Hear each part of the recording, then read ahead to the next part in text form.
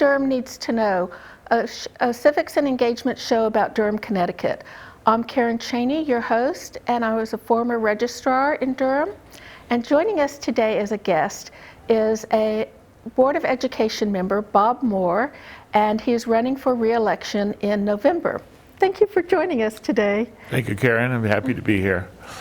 I would like to begin the basic discussion of what made you decide to run for Board of Ed anyway? Well, about 2015, there was a vacancy occurring on the board, and there was also this really tough issue about closing Corn School. Yes. And my daughters said, why didn't you get on the Board of Ed? Because they were opposed to it at the time.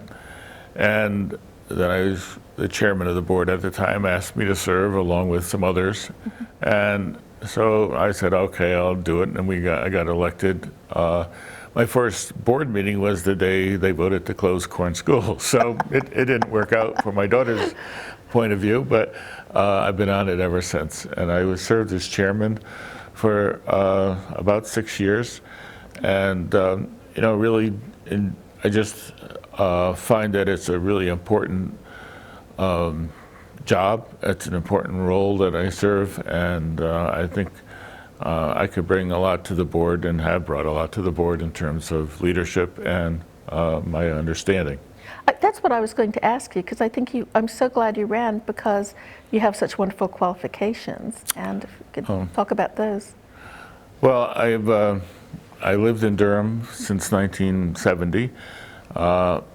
I've married a local native who was born in Durham, and we have raised 3 kids in Durham.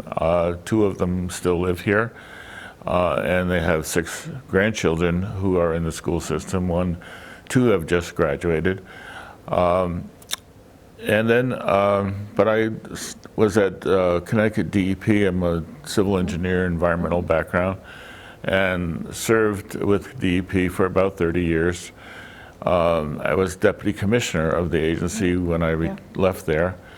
I then worked for a consulting engineer for about 5 years, and I did work throughout the United States, really helping people deal with setting up brownfields programs, and did a really research paper on a nitrogen credit trading program for Long Island Sound. And then I got to go to Bangkok. I worked for about 6 months in Bangkok, Thailand, to look at, they were building their first large sewage treatment plant. I then came back and I ended up from 2000 to 2011. I was Chief Administrative Officer at the Metropolitan District Commission, the Water and Sewer Authority for the Greater Hartford. So I've been in environmental all my life. I retired in 2011. I also taught from 1970 to 1980 at the University of New Haven on environmental engineering and water resources. Yeah. So that's what I brought. I've been chairman of a bunch of, and president of national organizations, and chairman of several regional and national organizations as well. It sounds kind of silly, but it's really useful just to have somebody who knows how to run a meeting, what the Robert's Rules of Order are, how to post an agenda. If you're going to have a special meeting, there's rules required, 5 days notice and things like that. And it's very nuts and bolts and basic, but it makes a huge difference in how well a meeting is run and how much you get accomplished at a meeting. And I've really appreciated that about your chairmanship, is how efficient you are at getting through issues, kind of thing. What do you enjoy the most about being on the board? I enjoy enjoy the children and the students the most. I really enjoy the high school students because my grandchildren are in that age group now, and all involved in sports and athletics and other activities at the school. So I really spend a lot of time at events. I enjoy the music and the plays. I think that's a kind of a characteristic of the Coggeshall, is the music program, and really is an important part of our heritage for the town. Actually, we just recognized Bruce Schmatlock last night for his years as our first band band conductor. I also enjoy walking through the really young kids. I was at a second grade with one of my grandkids when I was there, and one of the little boys came up to me and said, "You're old." I said, "Yeah, and you're going to die soon." And I said, "Yeah, well, how old do you think I am?" He said, "Well, maybe 100, 200. Where else do you get that than in a school?" And it's enjoyed being part of the teacher was a little embarrassed, but he's now grown, is in 8th grade, and he understands. Well, one of the things I wanted to bring up with you is somebody referred to you, they felt that our candidates were too old for the Board of Ed and that we need to have young people. And I said, well, we do. We have 2 incumbents plus this recent grad, Patrick Holden, running. And I said that even though you're older, your 2 daughters are teachers, right? One's a teacher, one's an engineer. Okay, one's a teacher, one's an engineer. And so you see things from a teacher's perspective. Right. You probably attend more events than anybody else on the Board of Ed because you have 6 grandchildren in the system, and you're constantly have been at meetings at, whether it's a Board of Ed meeting, just when you see how much sheer time, Board of Ed's one of the busiest committees that you can be on in the town, and there's subcommittee meetings and committee meetings, and you have to serve on 2 committees, and the Board of Ed meets twice a month. Well, usually once a month, but there's usually lots of other things that go on. And so just taking aside the board, by the time you take all the athletic and the plays and everything else you attend, you probably attend more than anybody else on the board does. Well, and I'm kind of going, age is a benefit here, perhaps. Well, retirement may be the benefit. Well, the retirement's the benefit, And, am I too old to run? No, I have really, I have the time to spend to get into the detail and into what's going on. And my grandchildren keep me really active in what's going on in school and what's happening on a day-to-day basis. And how do they feel, what's happening in their classroom? Well, one of the things you need to bring is the community memory and community knowledge.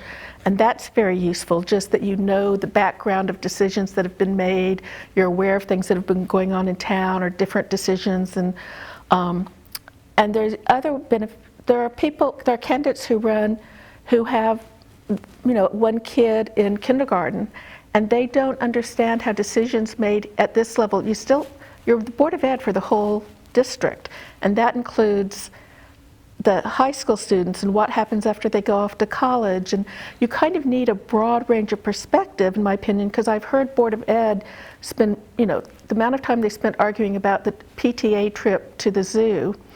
That to me is not a Board of Ed decision necessarily. The Board of Ed should be focused on other things, larger things. But I think all the experience is very useful because you have a wide range. I think we have Patrick Holden, a recent graduate, who talks about, well, this is the education I came out into the community with, and I look back and I think I would make changes. And so you have perspective. I think the perspective helps. We've been through, because of the declining enrollment and because of the cost to educate each student, our costs continue to rise, but we've been able to kind of hold that pretty steady, pretty flat for many years, and it requires a lot of effort to make sure that you can balance the budget without affecting the education. Yes. And I think we're at a point now where we need to really focus on our education portion. We went through COVID. We've had some reduction in our performances from the students. They are recovering, probably not as fast as we've seen in the past. When I first got on the board, I had just had a new superintendent, and the reason that her effort was to really bring us forward in education, and the board set a whole series of goals about where we wanted to be in terms of our performance levels. And we really began to meet them in a very quick order. We did some things in school. We created coaches to help the teachers move forward, to bring them up into new curriculum. We adopted new state curriculum. And all those things took a lot of effort. And we created a strategic plan, which we called Portrait of the Citizen. And we really wanted to come up with a method to bring our students ready for this world. I'm not sure with what's going on today that they can be ready for what's happening out there, but we wanted to bring them forward to get to a point where if they were going to go into a college or into a career, we were ready to provide that services. And so that goal was really, a hard work effort by a lot of board members to set those goals. Yes, I remember those days. I come from all four of my grandparents were teachers, and my parents were teachers, my grandparents were teachers, my great-grandparents were teachers. We were teaching back in the 1880s. I have teachers. It goes back even before then. And so there's a lot of policy discussion in my household growing up around the kitchen table. And when I went to college and took education, they didn't teach practical things. They talked about how education is how a society replicates itself. And we talked about everything from ballads and stained glass windows and what do we as a society want our children to know. And we got into this whole discussion about who does education belong to? Does it belong to the students? And early formal college education was totally, completely funded by students, and they hired the teachers and did everything. It was a student education. And then is it by your employer? Because it works okay in some guilds and things, but when you have, I've heard previous board members tell me that the purpose of education was for our kids to get employed at local companies. And that sure wasn't my definition of education. I want them to be educated to be employed wherever they want to go and for future learning, because our jobs are changing constantly. But that board member thought we needed to turn out workers for the corporate environment. And some people say it's for the parents. And I'm not sure, is it for the community? How do the community does best for how we view our education system? So I think all of us as voters and just as citizens in our society need to think about what is education and what is its purpose and how can we get every stakeholder's interest represented. And that's why we have students on the Board of Ed, and it's why we have teachers or union members, and why we have administrative staff to get all these different points of view about what is education. And one of the things I love to talk to you about is that you've heard me complain about the Board of Ed, about Region 13. I had one kid who went through there, and he was a special ed student, and every block that hit, we joked because every single problem in the school district we hit kind of all the way up. And then I had another kid who went to a private school because Coggins couldn't offer things. So I kept coming in. I've been at a lot of board meetings. I've been at a lot of PPTs and things like that. And we've talked before about my experiences. And you have this really philosophical idea about how do you meet the needs of every individual student? You told me that was your goal. Yeah. Is to meet every individual student's needs. And that's a lofty goal. And it's fascinating how you think of what are the systemic ways we can accomplish that individuality. And so I just wanted you to talk to me a little bit about that. Well, a lot of that is really making sure that we focus on each student or each child or each learner, and making sure that they're guided through the system. And one of the things we've been looking at is whether or not should we have a mentor that goes with a group of students and keep them throughout their career, so that they never get lost in the shuffle of what's going on, and whether or not if they're on a track to go and to work into a mechanic or work into a police job or the Army or into college or into a very technical career, how do we make sure that their needs are met? We did look at, and I think on our special ed, we are really careful with special ed. We have a great deal of programs that focus on the Yes. special needs, including up to the Middlesex Transition Authority, up to their Right. 20, 21 years old. And those programs have been very helpful for that Yeah. class, that group of Right. students. There's another group of students who are very well advanced. Yeah, And- I'd one of each, yeah. And they're special. And while there used to be programs for them, there are no longer Yeah. programs that are designed for those kids that are really advanced. And to make sure that we have programs that single out their skill, if they are a really good musician, what can we do if they're a really good student or a really good athlete?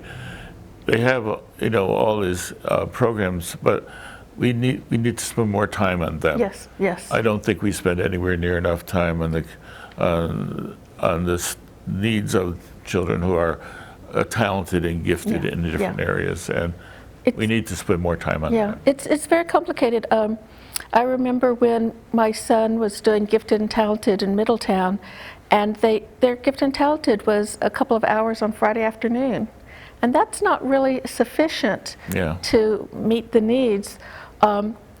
As you know, I go to Texas about a week every month, and Texas is kind of the leader of the country in many ways in its charter schools, and they have broken down the public education system into such tiny little individual parts that is pretty flabbergasting, and a lot of their students were first-time college attendees or even first-time graduating from high school in their family, and they assign people to schools.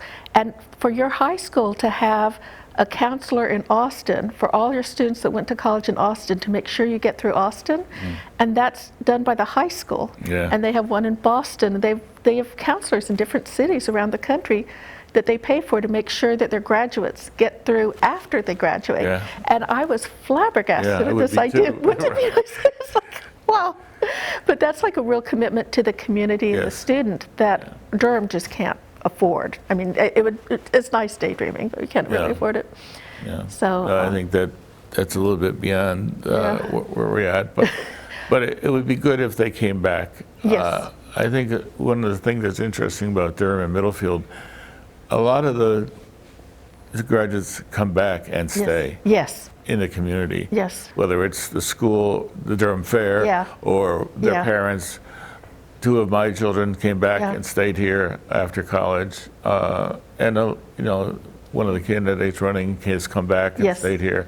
So a lot of them will come back and try to participate. Yeah. We'll get in a different discussion about if they can afford houses. Yeah. That's a different discussion, but Well, that's our problem right now in all they the have- country. Yeah. Yeah, parents' basements and stuff. Basements are very useful. Yeah, I wanted to mention that most voters realize that you can go to board meetings or you can listen in on Zoom now, post-COVID, but you can't necessarily do committee or subcommittee meetings, and I've heard people at board meetings complain that something was brought to the board from the committee and they never had a chance to put input in. And I just want to clarify that some subcommittees or subcommittees are on Zoom, and if you want the one that you're interested in, like a policy committee or something like that, to be on Zoom, that's something you bring to the Board of Education's attention to see if they can arrange to have a Zoom meeting. A lot of people, I've run referendums for years, and everybody that tells me costs keep going up, and I keep watching, when I started, the school budget was like 42 million or something like that. Probably 32 million. No, 40, it's gone down since I've started doing it. And people come in and they say, oh, I don't like this budget. We should vote it down because we want them to do something. And I'm going, and I've had people who want to vote it down because they want to raise the budget. I've had people say, let's vote it down because they want to lower the budget. And the Board of Ed chairman said to me, I have no idea how to interpret this defeat of the budget. Am I supposed to raise the budget? Am I supposed to lower the budget? Because they both voted no for different reasons. And I encourage everybody who wants to have a say in the school board budget to they begin this process in October, November, and December. Right. And all the different schools and the principals are gathering together the information. Why don't you tell me?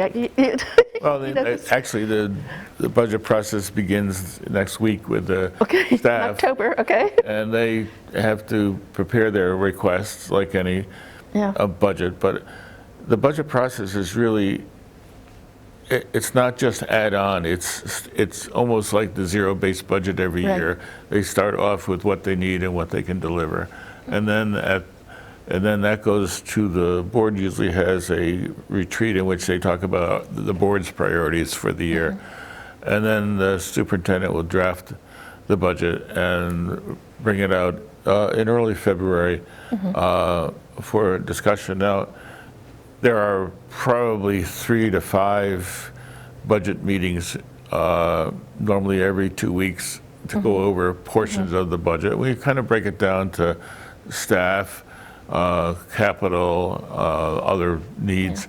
And so there's usually a theme for every budget meeting. And then there's usually 2 public hearings, and then there's a hearing right before the budget vote. And, so there's lots of time.